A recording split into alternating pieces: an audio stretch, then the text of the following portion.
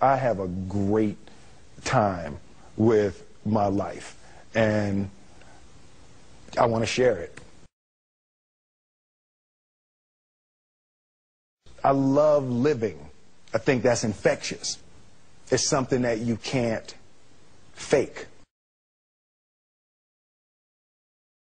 Greatness is not this wonderful, esoteric, elusive, God-like feature that only the special among us will ever taste. You know, it's something that truly exists in all of us. It's very simple. This is what I believe, and I'm willing to die for it. Yeah. Period. It's that simple. I know who I am, and I know what I believe. I know who I am, I know what I believe. That's all I need to know. And that's all I need to know. So from there, you do what you need to do. Yeah. You know, and I think what happens is we make the situation more complex than it has to be. Because we're looking for complexity. There's got to be something complex to understand. It can't be that easy. No. We didn't grow up with the sense that where we were was where we were going to be.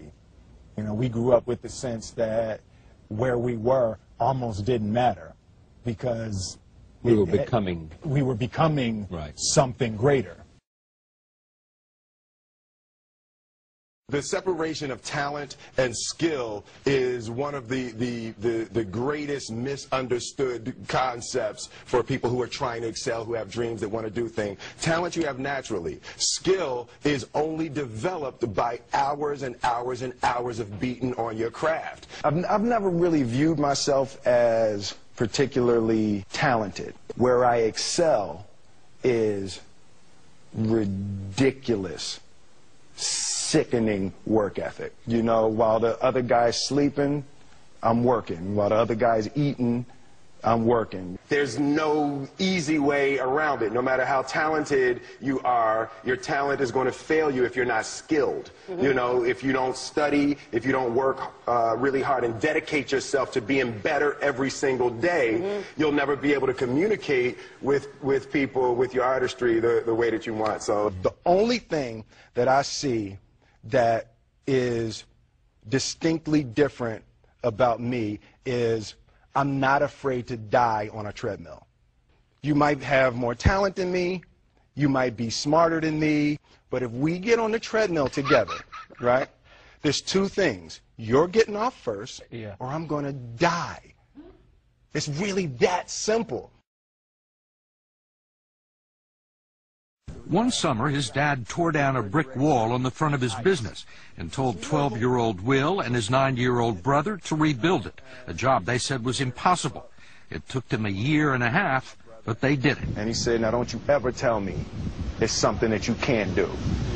You don't try to build a wall.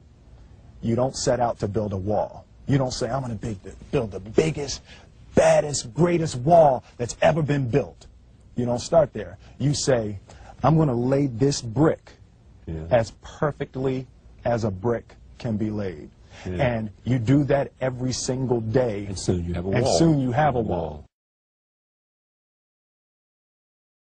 You know, it's an idea that my grandmother always had, that if you're going to be here, then there's a necessity to make a difference. She always instilled the responsibility, the spiritual responsibility that you have to make every group you come in contact with better. I want to do good. Yeah. I want the world to be better because I was here. I want my life, I want my work, my family, I want it to mean something. And it's like, it has, if you are not making someone else's life better, then you're wasting your time. You know, like your life will become better by making other lives better. I want to represent an idea. I want to represent possibilities. I want to represent the idea that you really can make what you want. One of my favorite books is The Alchemist, Paulo Coelho, and I just believe that. I believe that I can create whatever I want to create. The first step before anybody else in the world believes it is you have to believe it. There's no reason to have a plan B because it distracts from plan A. I think that there's a certain delusional quality that all successful people have to have.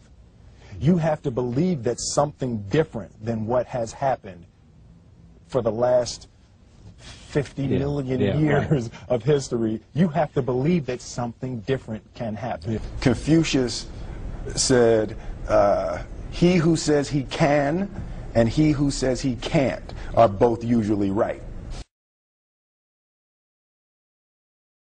Being realistic is the most commonly traveled road to mediocrity. Why would you be realistic? What's the point of being realistic? Just put up a barrier.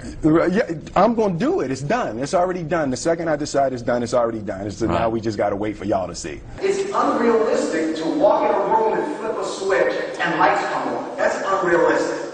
Fortunately, Edison didn't think so. It's unrealistic to think you're going to bend a piece of metal and fly people over an ocean in that metal. That's unrealistic. But fortunately, the Wright brothers and others didn't believe that. And it just seems like such a ridiculous idea to me to embrace the idea that it's not going to happen and that's not real for that to happen. As soon as you say it, now you just made that real. Our thoughts, our feelings, our dreams, our ideas are physical in the universe. That if we dream something, if we picture something, if we commit ourselves to it, that is a physical thrust towards realization that we can put into the universe. That the universe is not a thing that's going to push us around. That the world and people and situations are not something that are going to push us around. That we are going to bend the universe and command and demand that the universe become what we want it to be. I study the patterns of the universe. There's a redemptive power that making a choice has, you know, rather than feeling like you're at effect to all the things that are happening. Make a choice, right? You just decide what it's going to be, who you're going to be, how you're going to do it. Just decide. And then from that point, the universe is going to get out your way. It's like it's water. It wants to move and go around stuff. You know, there's a flow of the universe that I've grown to know just how to go with it. I realize that to have the level of success that I want to have, it's difficult to spread it out and do multiple things. It takes such a desperate, obsessive focus. You really got to focus with all of your fiber and all of your heart and all of your creativity. I'm motivated by fear. Fear. You know? Fear of what? Fear of fear. I hate being scared to do something. And I think what developed in my early days was the attitude that I started attacking things that I was scared of. It was Franklin Roosevelt said the only fear you have to fear is fear itself. Absolutely. Remember that? Absolutely. Yeah. You can't be scared to die for the truth. The truth is the only thing that's ever going to be constant.